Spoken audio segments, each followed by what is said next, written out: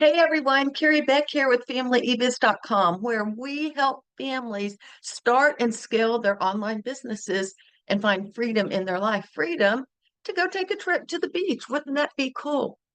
We are beginning a new podcast series, and I want to talk to you about that. It's called Working Smarter, Not Harder. We've heard that great advice before. Anyway, over this month, I will be talking about all different ways that you can work smarter, not harder, and take care of your business and then find the freedom that you're looking for. It's great advice. The problem is we get so overwhelmed and we work harder and harder, and it just puts us into paralysis and we don't get anything done. We're just stuck a lot of times. Do you ever feel stuck in your business, like you're just not moving forward? Well, I hope some of these topics that we are going to talk about will help you as well. So I really want you to maybe put some blinders on and focus on your business. If you have not subscribed to our channel, would you please just click the little button uh and subscribe? We want to get this out to as many people as we can. These are really important topics that we need to cover and encourage you as you're building a business, hopefully eventually a six-figure business. Wouldn't that be cool? So, number one, first thing I want to talk about is charging what you're worth. The downfall of a lot of you that I have talked to is pricing. You're trying to figure out, how do we price? So this podcast is talking about charging what you're worth and how do you determine that? So I'm going to give you some tips along the way. Sometimes if we charge too high, we're going to lose customers to those low price competitors. If we charge too low, then we attract all those freebie and cheapskates. And we need to find something in the middle. So what I want to talk to you first about are 5 things that I think you need to consider. Number one, what is your level of expertise in your niche? And what is the value that you provide? Are you new to this industry, or do you have a lot of experience and expertise? I know one of my mastermind members, Jerry, she's been quilting for years and years and years, and she teaches other people how to quilt. Because she has so much expertise and experience, she should be able to charge more than someone's just starting in that industry. So think about, what are you offering to them? Are you?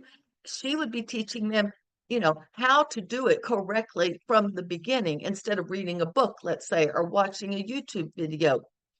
What are you doing? Are you saving your customers time or money? Are you saving them headaches? I do that a lot with my homeschool moms, don't we? I hope so. Um, or can you perform services really quickly so that they can hire you as well? Look at the value you're offering. So that's the first thing. Number two, who is your ideal client? We don't want the freebie seekers. I have heard more and more people.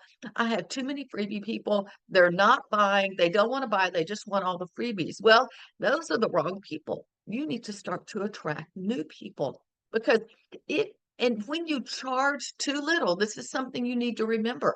Some of y'all are saying, oh, this is worth 97, but I'm going to give it to you for 27. I'm going to sell it to you. No, you don't want to do that. If it's really only worth 27, sell it for 27. If it's worth 97, sell it for that. But when we charge too little for the transformation that they're going to receive, you are going to get cheapskates, and you don't want that as well.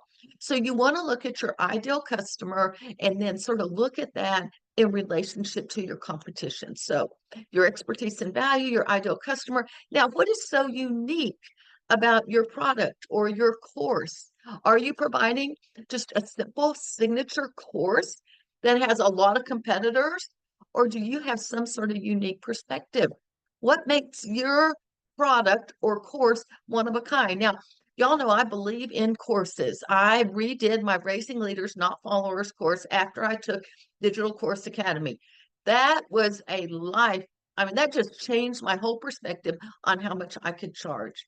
You see, there are so many courses out there about how to homeschool, but how many of them talk about homeschooling so you raise your kids to lead others well? How many of them talk about, there's a lot from a Christian perspective, but you tie that Christian perspective and the leadership perspective, that is what makes it unique. Now, if you've ever thought about providing a course, but you're just not sure, I've been sharing with this a lot. We've got a free quiz. There we go, free, but free quiz and a free guide to help you. Surprisingly simple ways that you can actually create a course just with the knowledge in your head. And as you work on that, you'll start to see I could charge more because this is valuable information. And that's what I went from charging 37 for the same information, but I repackaged it. I followed the proven plan in Digital Course Academy, and I created Racing Leaders, Not Followers. And I went from charging 37 to $197. That is amazing with people that buy it. I had cold prospects last week. Like they found me through Facebook ad. They had not heard from me and they bought on my webinar. That was cool. Okay, next. What is the quality of your work and what kind of reputation do you have? Hopefully it's a high quality and high reputation. But when you are always charging low prices, sometimes people think, oh, low price doesn't have much quality, right? And that people may question you for that. Do you really want people to say, well, who cares if it's good? It's cheap. Wow, that's not good. What if they said, wow, that's the best thing in the world? I need more of whatever she is offering. And I'm going to go back to Racing Leaders. They buy that and then they come back and they buy again and again. One, they pay $200. They see who I am, they get group coaching, and they want more of whatever we are offering. So, what is the quality of your work and reputation? I would not recommend cheapskate. And then finally, your long-term goals, or what is your why? When you have that why, and that's a whole nother topic, and I'll look for a podcast on determining your why. But when you have that why in front of you, a lot of times you can go, yes, that is the reason. One of my whys is the freedom. That's one reason we have family eViz. I don't want to go to a 9-to-5 job.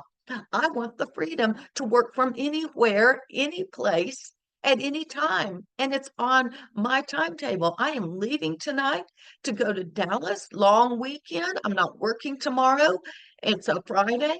And I am going to spend time with my grandkids and get to see some people that I haven't seen in over a year, get to go out with my sister. That is my why. Now, I will tell you this. I will take my computer. And tonight I may have to finish a few last minute things. But other than that, that computer is getting put away. I remember when we go on our family vacation, I am not on that computer. I am zoned in for relationship. I love that freedom. That is my why.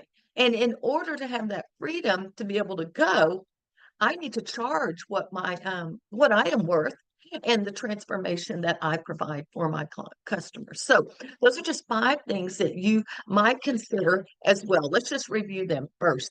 What is your expertise and the value that you offer? Who is your ideal customer? Hopefully it's not cheapskates. What makes your product unique? The quality of your work and your reputation. And then 5, what is your why? What is your long-term goal? So some of you are undervaluing and you're charging too little, and sometimes that will lead to resentment on these people. Because I'm going to tell you, the people that pay 5, 10, 15, they are the ones that give you the most customer service headaches. And so I would just encourage you, there is a time, and you can do that. And if you have a humongous list and they're all buying $5 things, there is a place for that. But right now, we don't want to do that. We want to provide good quality, higher priced items, I think. And that's what that's what we're all about. 2 other things that I would encourage you to do. Number 1 is do some market research. I've told y'all this before. And so here's 3 things when you're researching, things that you might consider. Just ask your target audience what they need and what they're willing to pay for it. All right, just ask them. Number 2, maybe provide a beta program. When I took Digital Course Academy, it was a founding members program. I learned exactly how to do it, how to write the email. And so the first time I launched, I didn't just throw it in a store. I launched Racing Leaders, Not Followers. The month beforehand, I offered it to people at a discount if they would be a founding member and give me some feedback. And I think that is really important. That is one thing I am going to be teaching at the end of August is how do we launch a product? How do we determine this paid offer that is going to give you more money? You can charge more. It will be in our VIP day at the end of August. And there's a link wherever you're listening to this in the show notes, and you can get more of that. I think it is so important that we launch our resources. We don't just throw them out, and you should do that live before you ever put it in Evergreen. And I've got some other ideas. Keep coming back to my podcast on launching. So, founding members, that's a great idea. And then lastly, how is your program? You want to research your competitors and then see how are you different. And then that will help as well. So talk to your audience, run a founding members program, and then research some competitors. Don't spend weeks researching your competitors. Some of you will spend so much time. Just take an afternoon and do it and see what kind of research you come up with. So market research, and then how do you stand out from the competition so you can charge higher prices? You know, you go to the grocery store and you go down that breakfast cereal aisle, and oh my goodness, you got the healthy stuff, the sugar stuff. You could just go bonkers with your eyeballs trying to figure out all the cereals. It is an entire aisle, right? And that's what it's like online in your niche. People are like, there's so much in homeschooling. There's so much to choose from. How do I know what to do? And so you need to look and see, how do you stand out from the competition? I think that when you offer a robust course, which is, I talked a little bit about this in last time's podcast, you can offer something unique, over deliver, and charge a higher price tag. That's again what I did with Raising Leaders. That's what I do with my Christmas. There's a lot of put Christ back in Christmas, but I have done some things differently and made it a more robust program as well. So again, went from 37 to 197. Next, I think, is you need to look and see, how are you solving their problem? What is the transformation that is coming through? And again, this goes back to launching it, knowing the topic that you should do. And then do not discount. If this is your signature program, you should never discount. You should add value. Again, that is something I learned from Amy Porterfield in Digital Course Academy. And so look at a course. If you're going to create a course, don't discount it. You can learn more about it if you do sign up for Digital Course Academy when those doors open. And if you're not sure about a course, go get the free guide and take the quiz and see where you have the best expertise to do this. And then I would encourage you to being titles, pique the curiosity of what's in Raising Leaders, Not Followers, a biblical perspective of leadership education. Okay, I'm not quite sure. Now, if you're not good at making titles, okay, me too. That's how I have used AI. Next week, I'll have a podcast on AI and how you can use that to come up with some creative titles. And so let's just talk about that for a second. Would you rather buy a product that says 101 ways to start a blog, or blogging to the bank, 101 ways to increase your wealth? That sounds a little bit better. So I'll have some more information on that as well. So creative titles aren't going to sell your product, but they can draw people in as well. So no matter what type of program you're designing in your head, you do need to do some research. You need to follow our 5 areas of things to be concerned about. And then think about how you stand out from everyone else. We are going to be talking a lot about this in our VIP day coming up. And so you can look in the show notes. Right now it's at familyebiz.com/VIP. Go look at that. Our first session is completely all about launching. And so I would really encourage you to go grab that ticket. And if, for those of you that don't know what a VIP day is, it is all day, well, 10 to 4. And there are 4 sessions. And in between each teaching session, you have a 30-minute co-working, get her done time. People walk away getting things done. Danielle is one of the ones that came to our last one, and she just said the live training and working with a group of others trying to accomplish the same goals was inspiring and helpful, and the co-working sessions put the teaching into practice right away. Lena was one of our other VIPers, and you know what she told me?